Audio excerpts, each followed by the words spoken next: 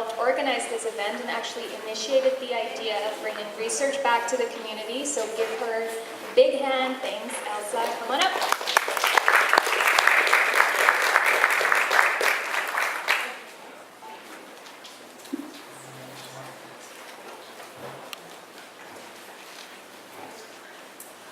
So thank you, Marlene, for that introduction. So I'd like to start by acknowledging the Okanagan Fruit Tree Project and Food Policy Council as supporters of my master's study. I'd also like to thank everybody who participated in it and shared their expertise and stories of food justice. So my interest in this research actually goes all the way back to my childhood. I grew up in a single-parent household where finances were tight, and we could have been at risk of not having enough food on the table. But instead, my mom, being the resilient and resourceful woman that she is, started the first Okanagan community garden in West Bank, pictured here. So next we have a picture of my mom. My mom in the early 90s, still rocking the 80s outfit and hair. The community garden was a profound and defining experience in my life. It became a place where we could be self-sufficient and gain access to healthy food in a dignified way. And it also became a place of community and inclusion. So jumping ahead 20 years, I began to think more about these challenges to accessing healthy food in Kelowna and the paradox of living in a rich agricultural community, yet we have a growing population of people experiencing hunger. At the same time, Kelowna has also seen the rise of an alternative food movement that aims to create a healthier and more socially just food system by encouraging people to choose food that is local, fresh, and sustainably produced over cheap, processed, pesticide-laden food that travels thousands of miles to get to our plates. So today the city has evolved into a regional center of emerging food trends and a full-fledged foodie destination. We've seen the explosion of the wine industry, the growth of our farmers market, foodie events, the farm-to-table movement, among other initiatives, all showcasing our region's abundance of fresh vegetables, fruits, meats, cheeses, and bread. So these budding food trends are great for our local economy and tourist industry. They offer new ways to connect with, enjoy, and access local food. However, many aspects of this cultural food shift call on individuals to buy local or vote with their fork, without often considering the barriers certain people face to participating in it. So just as food brings people together, it also divides. And I see food as a medium through which issues of inequality can be made visible in our community. This then becomes food justice, which is concerned with how class, gender, age, race affects people's ability to grow, access, or eat good food. So to put a spotlight on food and justice, I consulted with local food security experts and carried out a photo project and interviews with participants facing challenges to accessing healthy food. The photo project allowed the participants to illustrate their experiences, and I've used many of their photos in this presentation. So what I found from this research? While the food movement certainly is not a unified movement, and there are a variety of goals and players within it, its overall emphasis on relocalizing food is an effort worth celebrating. But I also discovered that it primarily benefits middle to upper class citizens and tourists. As a result, the focus on all things foodie in Kelowna sometimes means that serious issues of hunger and inequitable food access don't gain traction in the conversation and remain an invisible issue. Participants in my study at the periphery of this movement shared feelings of indignity, stigma, shame, and guilt. So in speaking about the foodie movement, one participant said to me, "Us people are getting left behind," which is evocative of the social injustice that continues to be experienced by people already facing multiple and complex challenges to food access due to income level, transportation, housing crises, land access, and more. So instead, the participants used different strategies to try and meet their food needs, which included bartering and trading, relying on friends and family, growing their own food and preserving it, buying imperfect day-old food. The most common strategy was gleaning food that would go to waste. So gleaning included gathering unwanted produce from grocery stores, dumpsters, gardens, and fruit from backyards and orchards. Participants said that gleaning made them feel empowered because they could be self-sufficient, have extra to share with friends and family, and access their food in a way that was less stigmatizing to them. Gleaning was done as an individual practice and part of an organized group with the Okanagan Fruit Tree Project. This charitable organization gleans or harvests otherwise wasted produce from backyard fruit trees and shares it among the tree owners, local charities serving those in need, and volunteer pickers. So the volunteers might be working professionals, retirees, low-income individuals, at-risk youth, single parents, or persons with disabilities. As a coordinator, I realized that food waste is a common, if not growing concern, yet there's a disconnect between our agricultural abundance, wasted food, and hungry neighbors. At the Fruit Tree Project, we know that people join us to 1, volunteer, 2, access fresh produce, or 3, they're concerned about food waste. In my research, I found that while the Fruit Tree Project brings together a diversity of people in what initially seems like benign acts of volunteerism, it's really addressing a gap in an unanticipated way. It's creating a new space for inclusion, community building, and increased access to healthy local food. By actively engaging people from all walks of life, from the haves to the have-nots, over the issue of wasted food, it's making hunger and food injustice a more visible issue. So on the one hand, we have this foodie movement that is helping reimagine local food systems, but it sometimes perpetuates unequal access and overshadows issues of hunger. On the other hand, we have a gleaning project that can offer opportunities for more dignified access to food and inclusivity, as the community garden did for my family. So part of cultivating healthy, just, and vibrant food systems is ensuring that everyone can access its benefits and opportunities. So I see community building projects like the Fruit Tree Project as essential to expanding food justice within this alternative food movement in Kelowna. Doing so could help create a more fruitful foodie movement.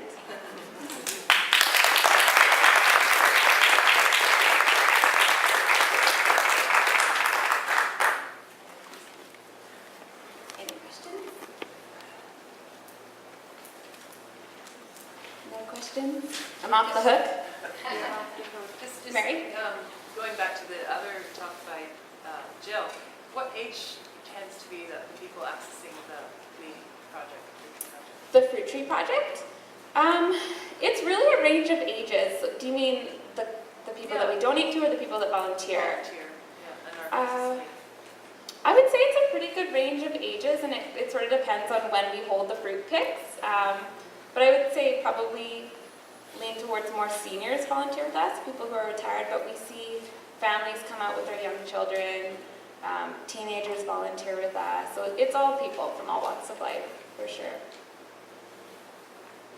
Question? I know that in working with young families at the bridge and being a recipient of a lot of the fruit, I know one of the struggles that comes up is families get overwhelmed by the abundance of fruit that comes to them. So it's not that they're unappreciative or ungrateful, they just don't know what to do with large amounts of fruit, and they lack either the skills, the time, especially when they have young kids, or the means to process that food. So that canning, freezing, whatever that may look like, but they like to, right? And so the idea appeals to them, Yeah. but the process overwhelms them. Yeah. And I'm curious if there has been any movement towards thinking about doing a subsequent or a partner project, what you're doing, so that you provide the food and a place for them to go can. And I appreciate there's a cost to that, so I know that isn't free, but I'm just curious if there's a cost. Totally, yeah. So I can speak to that from my perspective as a researcher. So one of the findings that came out of my research was one of the participants learned about the Gleaning Project through me, and she wanted to participate in gleaning. She wanted to come out and, face multiple challenges. She ended up having to work. She needed a ride. We can arrange a carpool. And then she also mentioned that comment as well, that sometimes she feels like she gets an abundance of fresh food and doesn't know what to do with it and can't eat it all up.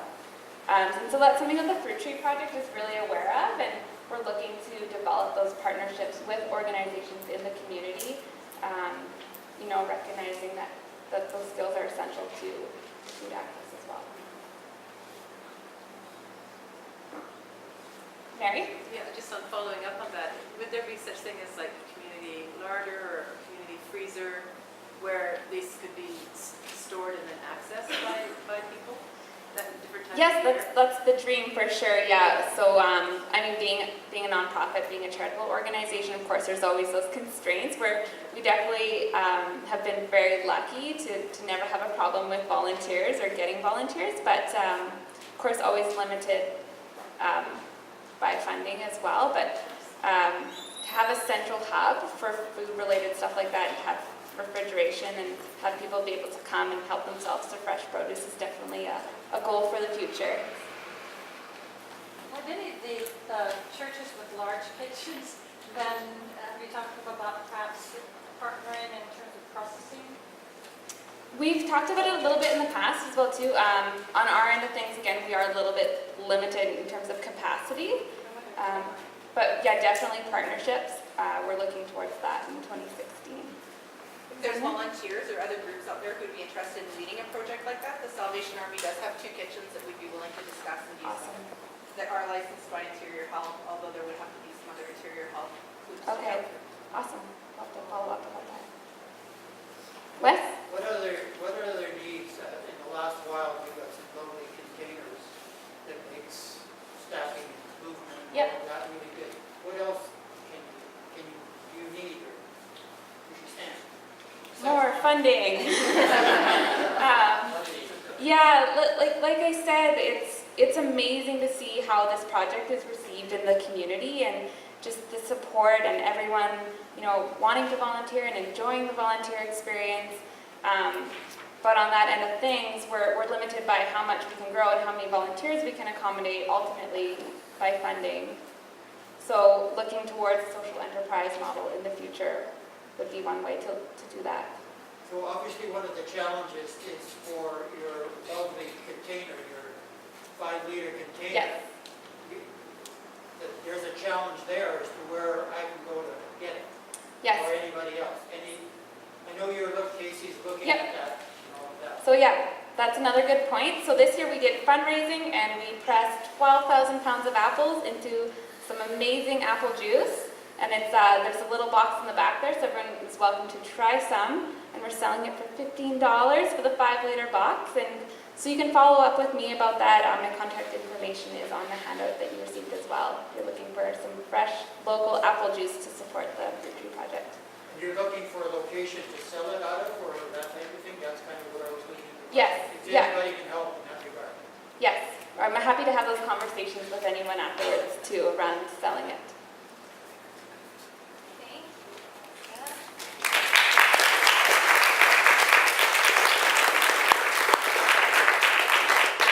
Okay, so next up is Lindsay Harris.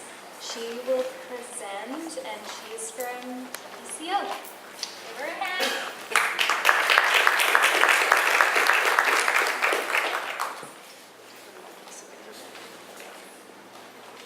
Hi everyone, my name is Lindsay Harris and I'm a first-year PhD student at UBCO.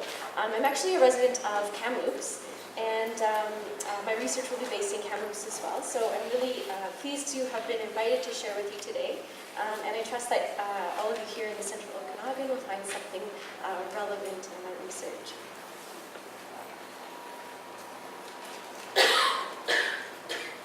The story that I'm going to share with you today will bring us on a journey from Chicago to Kamloops to look at the ways that passionate interests come to the forefront in community gardens.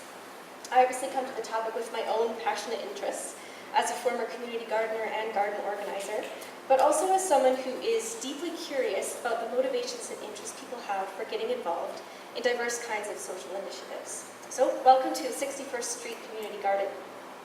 I was completing my master's degree at the University of Chicago and discovered the space when I needed some outside time to keep myself sane as a new graduate student.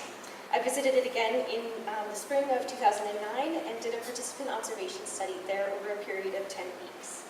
Founded in 1999, the 61st Street Garden was located exactly on the border of the affluent neighborhood of Hyde Park and the struggling neighborhood of Woodlawn, which was actually a food desert and had experienced rapid racial turnover and population decline. The landowner, the University of Chicago, gave notice in 2009 that the garden would need to relocate. The land had only ever been allocated to the garden temporarily, but the gardeners still sought to engage the university in public deliberation over a continued access to the space. One of the gardeners wrote, "The garden is, in more ways than one, a well-composted place. The question is whether the social and civic values woven into the site, qualities that have grown ever richer and more intricate over the years, can simply be scooped up and relocated." The notification about the garden closure came at the start of my study, so this was a significant moment for me to observe how the gardeners would struggle to articulate their understanding of the true value of the garden. The phrase "more than just tomatoes" was something that I heard repeatedly from the garden organizers, reflective of how they tried to express the deep, meaningful attachments, the passionate interests that could connect people to places and make the garden valuable to the community in ways that go beyond the food it produces. It was so interesting to observe the gardeners seek to articulate the value of the space like this when it was built primarily of intangible value, things that can't be easily measured in clear economic or political terms. At the same time, though, it was interesting to observe that some of the ways the gardeners were arguing for the value of the garden didn't actually match what I was observing about the space. For example, the garden organizers talked repeatedly about how the space brought the neighborhood together, while my observations showed that the garden was overwhelmingly populated by white privileged gardeners coming from the university campus neighborhood, Hyde Park, rather than Woodlawn, the black socioeconomically challenged neighborhood to the south. During the 10 weeks that I studied the site, the total Woodlawn residents that I observed was just 4 out of over 100 total plots. Sure, there were definite examples of genuine social connections being developed and nurtured in this space. It just wasn't the kind of neighborhood integration that was being suggested by the organizers' narrative. Despite the gardeners' best efforts at engaging the university in public deliberation, the 61st Street Garden was destroyed in March 2010. Given that I'm showing you a picture of a community garden being bulldozed, you might be forgiven for thinking that this is somehow a sad story. Take heart, it's not actually as sad as you might think. If you travel to the Woodlawn neighborhood today, you'll find 1 block south of the 61st Street Garden, the 62nd Street Garden, founded the season following the razing of the original site. Interestingly, the 62nd Street Garden organizers report that the garden membership includes approximately 50% of former members of the 61st Street Garden, with the other 50% coming from Woodlawn neighborhood residents. I would speculate that in its new location, the garden is actually bringing the neighborhoods together in a way that it wasn't before. Additionally, the new site is a participant in Chicago's Neighbor Space program, a land trust designed to provide sustainability and continuity for community garden spaces. It might not be as well composted now, but it's arguably just as valuable. And thanks to this experience in Chicago, I made a couple of broad observations that are behind the work that I'm doing now. First, the real challenge of articulating the value of an initiative when it has a lot of intangible ways of contributing good to a community. And second, the way that perceived values can cloud or hide the actual ways that an initiative might contribute to a community. My current research project in Kamloops is still in the process of being developed, but I expect it to focus on a few interrelated questions. How and why advocates choose the food security initiatives they do, who gets a voice in that deliberation process, how do we know in the end that our initiatives are valuable?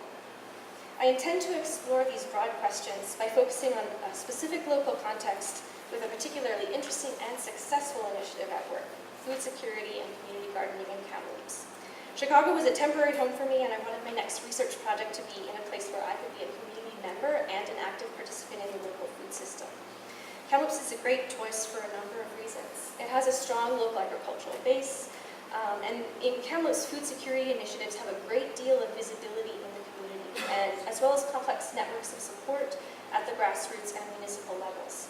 The initiatives are regarded regionally as particularly successful and well-established.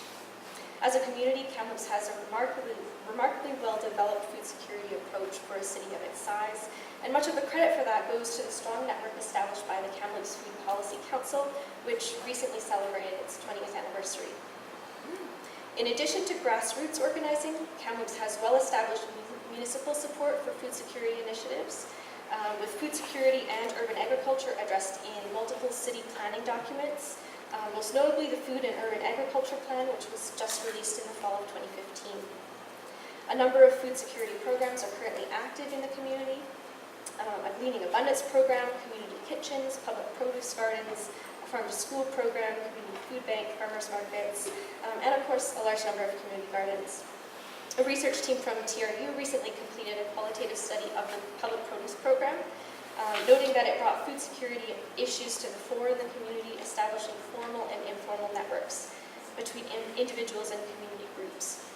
I'm expecting that Kamloops is going to be a productive site to investigate how the community deliberated to decide which food security initiatives were valuable, as well as to investigate whether any assumptions about value might be limiting public deliberation as Kamloops continues to work to develop further projects and seek a reimagined food system for the community.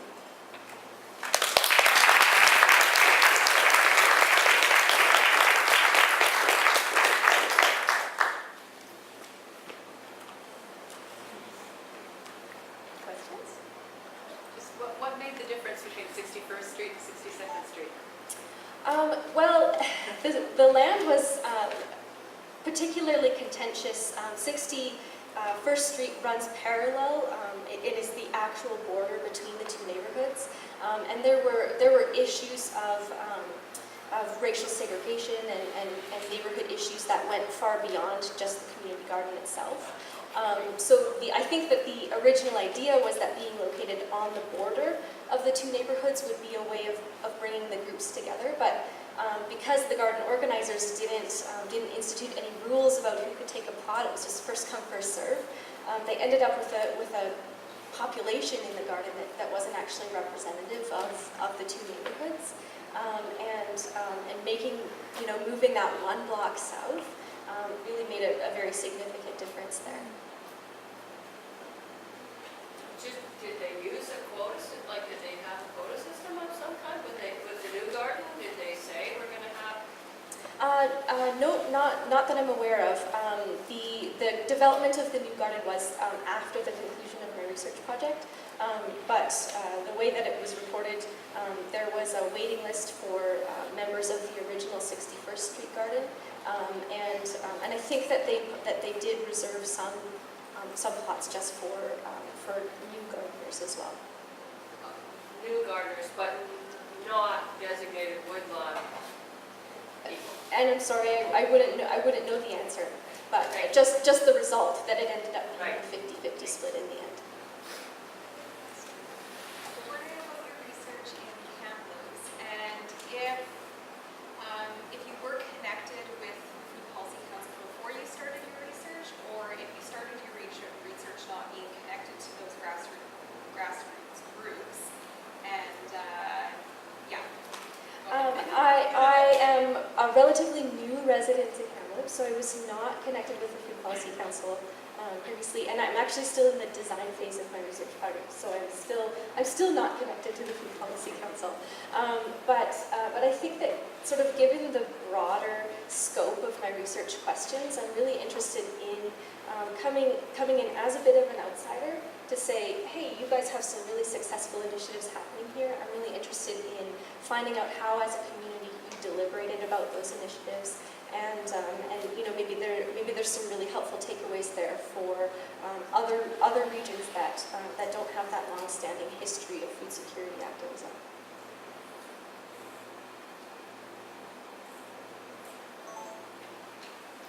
questions? Can I just, so for Pomona area, do you know much about the community gardens in the Pomona area? No, sorry, I don't. Oh, Nella still here? Yeah, she's here. You want to answer? how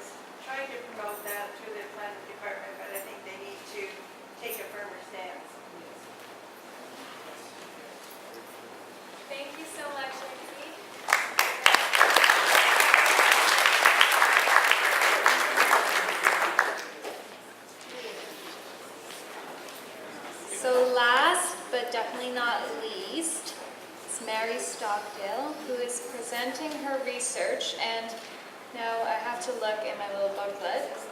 Kathy Stubbington couldn't be here to present with her today, but it's a research project of them both, if I say it right. Mary, you want to speak to that? Sure.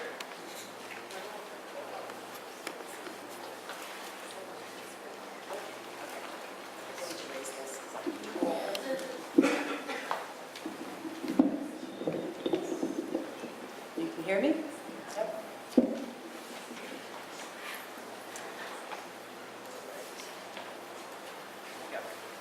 So this presentation is about an ongoing arts-based community research project called Calendario, in which we are collecting and sharing local knowledge related to the relationships between the seasonal rounds of nature, cultural events, and agricultural and other food production tasks. Just trying to see if this is working. Oh, yeah. So our Calendario project is inspired by a group from Peru called Pratec, who support indigenous communities in painting locally specific murals on the walls of village schools, depicting seasonal signs in nature, agricultural activities, and ritual celebrations. And their aim is to help their children to remember some key knowledge about food production in their community. So this Calendario project takes place in the North Okanagan and Shuswap regional districts, and the communities that we're working with include the towns of Vernon, Armstrong, Salmon Arm, Enderby, and the Splatsioon Nation. And this project is a collaboration between myself, Mary Stockdale, and from UBCO, and I'm interested in the documentation and the potential applications of local knowledge, and Kathy Stubbington from the Runaway Moon Arts Society. She's interested in community-based art as a form of oblique activism, where art activities can be used to attract and engage community members in important contemporary issues.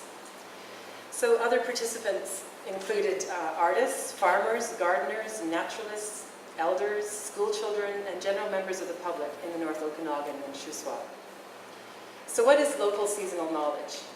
So over a long period of time, farmers, fishers, pastoralists, hunter-gatherers have developed ways to schedule their food production and other activities based on natural indicators such as the night sky, the weather, and stages of the life cycle of plants and animals. And such knowledge is transferred as children learn through working on the land alongside their elders, and it's reinforced through a variety of cultural events. This project has three aims. So first of all, in this part of the world, many of us are disconnected from how food is produced and how to produce it, from any knowledge of the natural world, and from other people in the community, and a shared sense of local culture. By interesting people in the seasonal connections in our area, we help to build a broader sense of connection to the place we live in. Secondly, it's possible that environmental conditions like the temperature, length of daylight, soil moisture may trigger the flowering of a wild plant like the Saskatoon. And this may be a more reliable cue compared to calendar dates that conditions are also favorable for the planting of potatoes. So these reliable cues become important in a mountainous area like ours, where environmental conditions vary quite widely with altitude, latitude, and soil aspect. And they also become important when there's greater seasonal variability. And this brings me to the final aim, which is that the public study of seasonality, particularly when it looks at the timing of events like first flowering or first bird song of a particular species, has a significant role to play in increasing people's understanding of climate change. So this project is taking place over 3 phases. The phase 1 was the research phase, in which we gathered local seasonal knowledge. We did this by setting up our Calendario stall at agricultural fairs and seed swaps and other events, and gathering people's knowledge on stickies, as you can see in Kathy's photo. Another method was to interview knowledgeable experts, often old-timers who've lived in the region for a long time.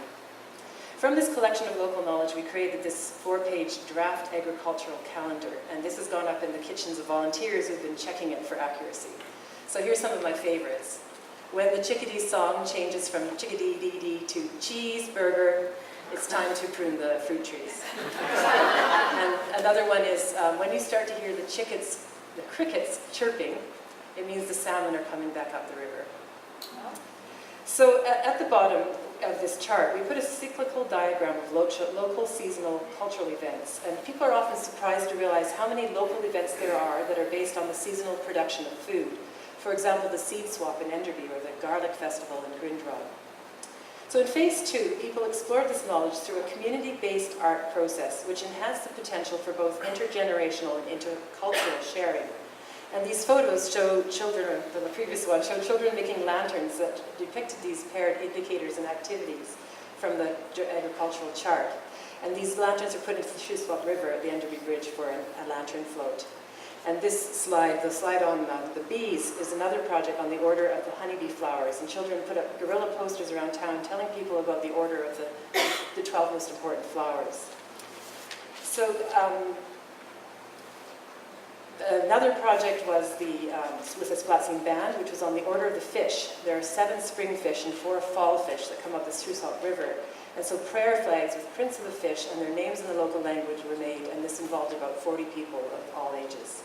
Another project was called the Sheep Cycle, and it worked with sheep farmers such as Gabrielle Wessel and my own mother, Judy Stockdale, and children made this giant wool felt grind rug depicting the cycle of sheep farming activities. It's quite large, sort of ball-sized. Another project was about the vegetable cycle. And in this picture, you can see a calendar of the tools that farmers use or used to use in order to grow food around the year. And in one summer camp, children learned the actions for using these tools from Kathy's husband, Doug Saba, an organic vegetable farmer. And these were made into a dance called the Carrot Dance. So phase 3 involves the creation of a more polished public art pieces, which summarize some of the lessons learned from the Calendario project for the longer-term benefit of the wider community. And we'll also be writing up the impacts of this research. So this one slide before was showing the street lamps. I don't know if any people have noticed them. They're on Cliff Avenue or the main street of Enderby, and they're the street lamps going up one side and down the other. And they show, in order in which they appear, some of the key bird species in the area and give haiku poems about them. Finally, another project was a library project, which the Armstrong Public Library, they had hassocks, which are these kind of cushions that showed the bee flowers made of felt. And another one is a prayer wheel, which is going to be put in a park in Enderby that shows, kind of circulates and shows all these different annual cycles. So our main conclusion is that community-based art is an effective way to facilitate connecting us all to place, passing on local knowledge, and in this case, a raised awareness of climate change. And in this sense, it's truly a form of oblique activism in that it encourages large numbers of people to engage with issues of great importance to us all. Thanks.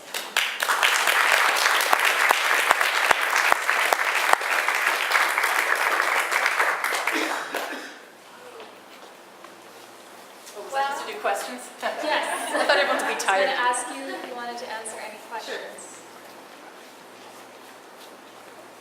How would you suggest to replicate a project like that for Kelowna? I would say you need a facilitator and you need artists, and just make it fun, make it interesting. People love to come and do art. People love to come and share their knowledge, their So local again, it knowledge. goes back to funding. Find the funds No, for a this wasn't facilitator. funded, really. Very. It could be a volunteer facilitator. Yeah. I was. Yeah, I mean, Kathy works on a shoestring. I mean, most artists do, but so there was some funding for the artist-led workshops.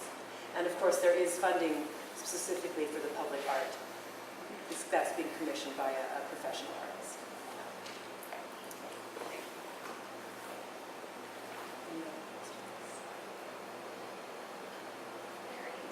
Are you going to be developing any, like gathering all this information, and maybe you've done this already, but like publish it and be available to members of the community? Because I would really like to get my hands on something like that for my own knowledge. Sure, yeah, we are. I'm working on writing it up. Research, looking at the impacts. I'm really in awe of Kathy. She couldn't co-present with me today, but she has this ability to get hundreds of people involved in projects. She does community plays where basically the whole community is in the play. And so it's quite amazing, and it is really amazing what comes out of that.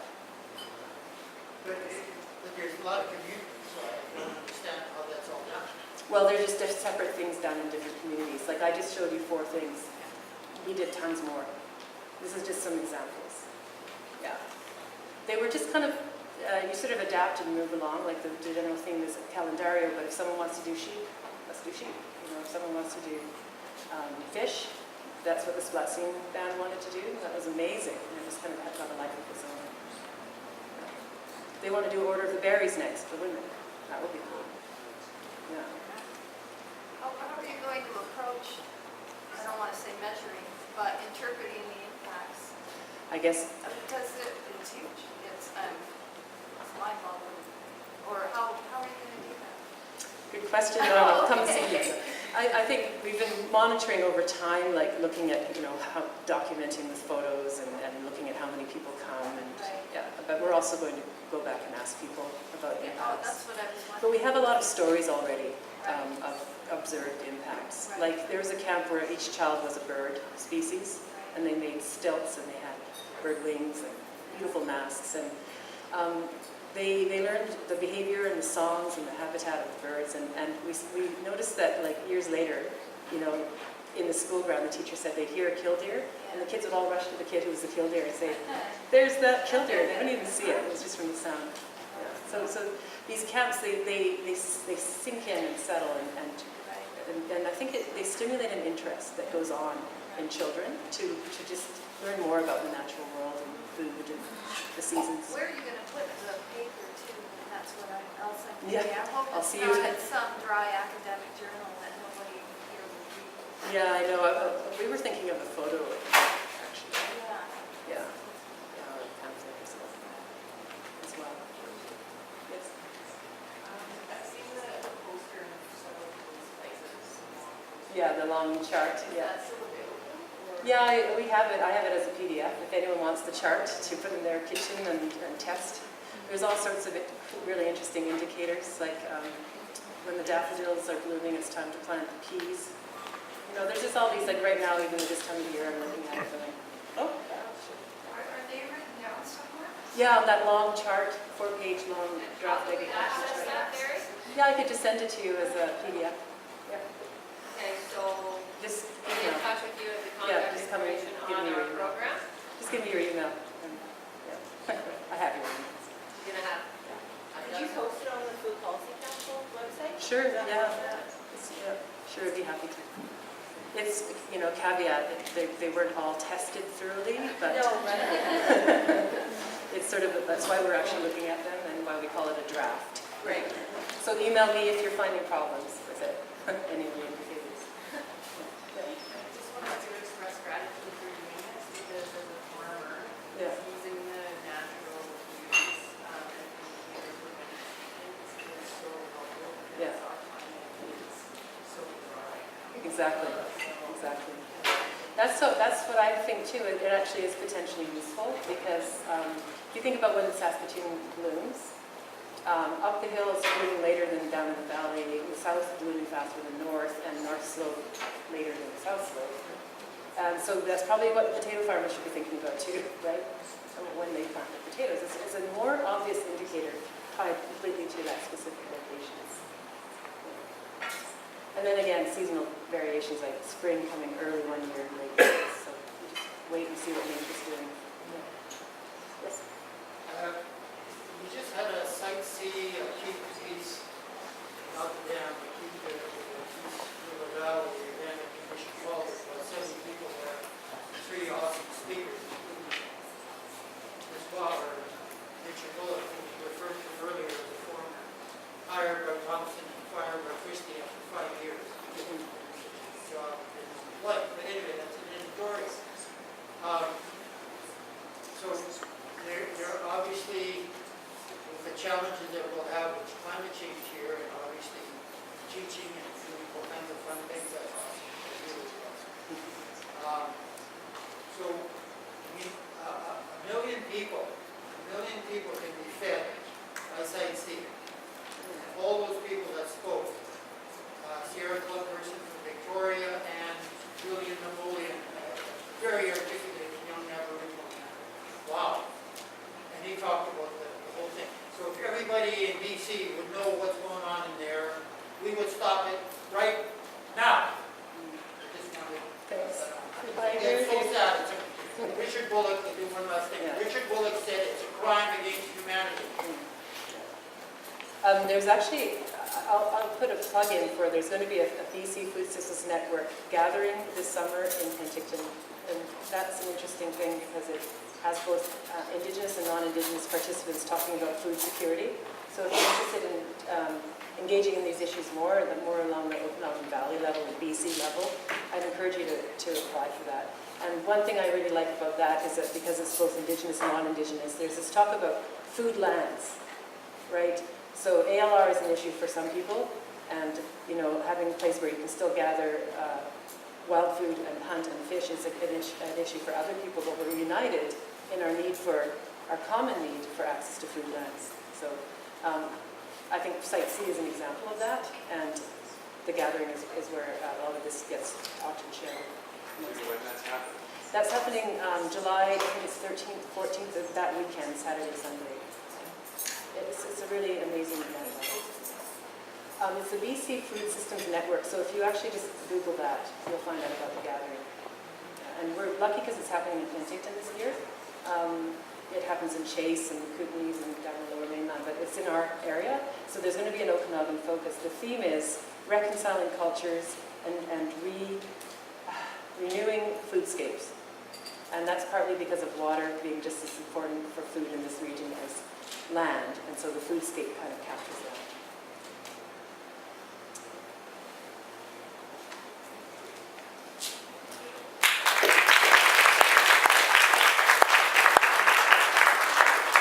So thank you for all the presenters and all the time and effort you put into your presentations. Just before we start to eat, I want to thank two very special people tonight. Elsa, where are you? Come on out. And Marlene Van Elst is a master's student from Utrecht College, and she was very important in putting together this whole event tonight. I don't know if we would have pulled it off without her. And Elsa, thank you for organizing all of the speakers. So here you go.